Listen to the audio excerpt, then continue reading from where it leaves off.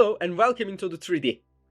In one of the previous tutorials, I teach you how you can change the background color randomly, but it was changing the colors only when the game starts.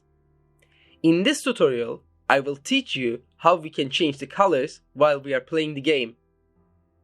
Before we start, this YouTube channel is created to support people who want to get educated in animation and video games. If you think this channel is worth the support, and if you want to see more educational tutorials on this channel, hit the subscribe button now and don't forget to like this video. Let's go back to the tutorial. This is a basic Unity scene, there is nothing special, but I have created a text and it helps to fill the gap in the scene. This main camera is default by Unity and it comes with the default template. Make sure Clear Flux is set to solid color. Then we can change the background color from this attribute. And this is where we need to play with the colors.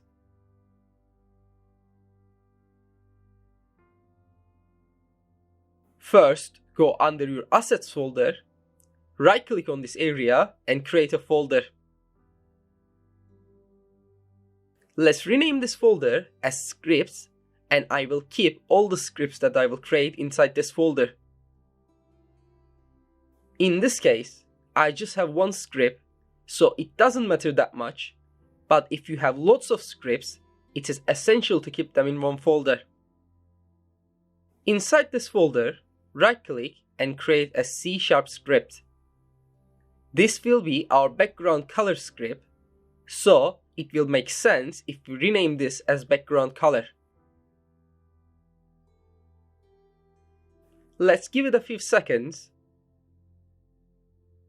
Then select your main camera and drag and drop the script inside this area, or you can drag and drop it onto the main camera in the hierarchy. You will see now the script is attached, but there is another way that you can attach the script. Click on Add Component, search the script name and click on it. Great! Now open the script by double-clicking on this. And let me just move this panel to this screen. First, we need some attributes that we can play with. So I will open a gap under the public class. And first thing that we need is a reference to our camera. Let's write serialize field, private, camera, and rename it as camera ref.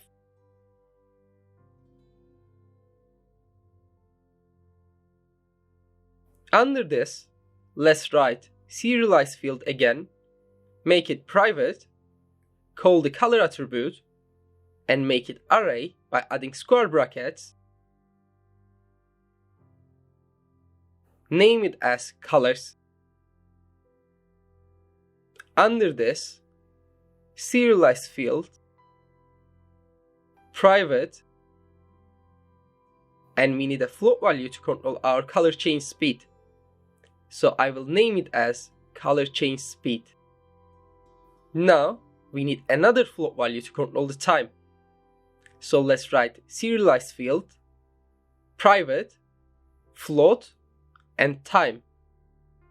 After this, we need a value for the current time. So write private, float, current time. Finally, we need an integer to control our color array.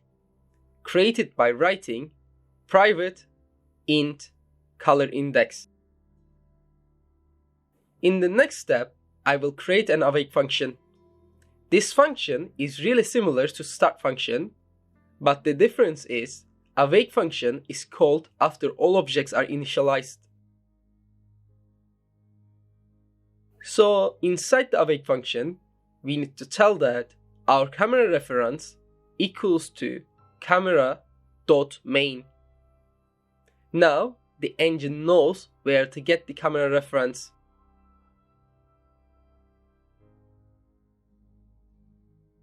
Then I will create another function by writing private void and name it as color change.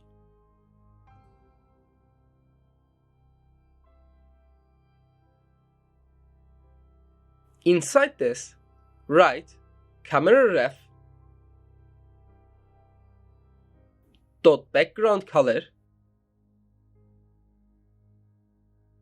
then it will be equal to color.lerp. Now open brackets and write camera ref dot background color. Then we need to get the colors array, and again inside the score brackets, get your color index. After this, we need to add the color change speed and multiply it by time.delta time.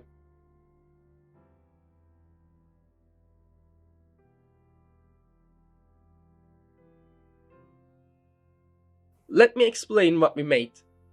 We are playing with the background color of our camera reference, and it will get the colors from the color array depends on the color index and the color change speed that we set.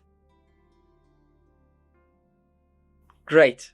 Let's write this color change function under the void update so it will update it while the game is running.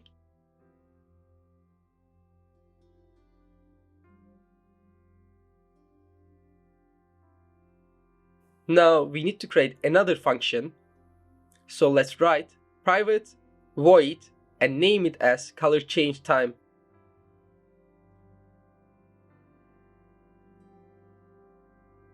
Under this function, first we need to check if our current time is less than or equal to 0. If it is less than or equal to 0, we need to increase the color index, and I will set my current time equals to time.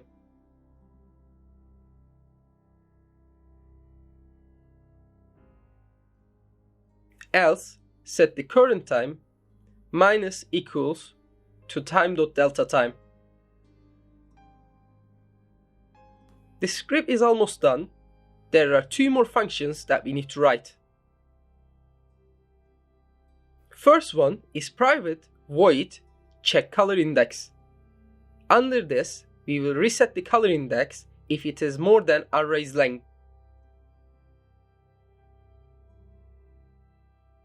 So if the color index is greater or equal than color.length,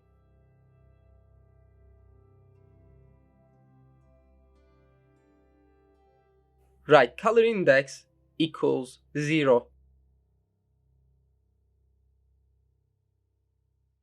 And we can call this under the color change time function. Finally, if you want to make it start with the same color on each time when you start the game, create an onDestroy function. Under this, type camera ref dot background color equals to colors. Open square brackets and write 1 inside. Sorry, it should be 0 if you want to pick the first color. I think we are done with the script. Let me check if we are missing anything.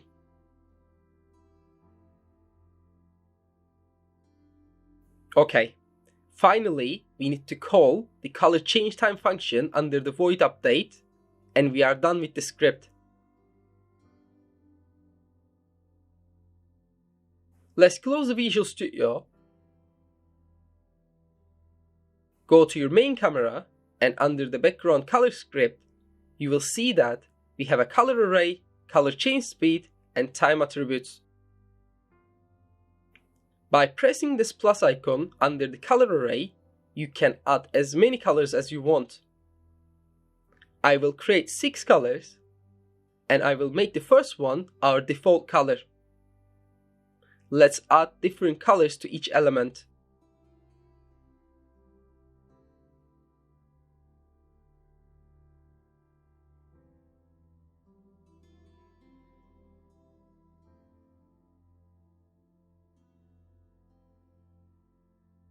Now our colors are all set, but we need to decide how long we want to keep the same color in the screen by playing with the time value.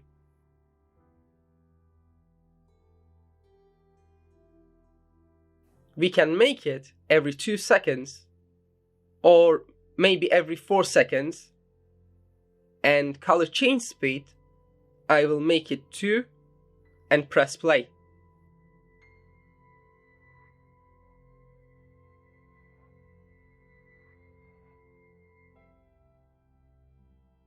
Great, the script is working, and if you play with the settings, you can make the background change speed slower or faster.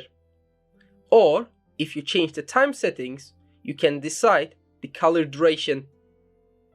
Go play around and see which settings are better for you. So that was it for this tutorial.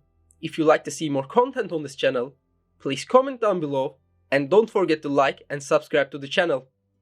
Once again, thanks for watching. I see you guys next time.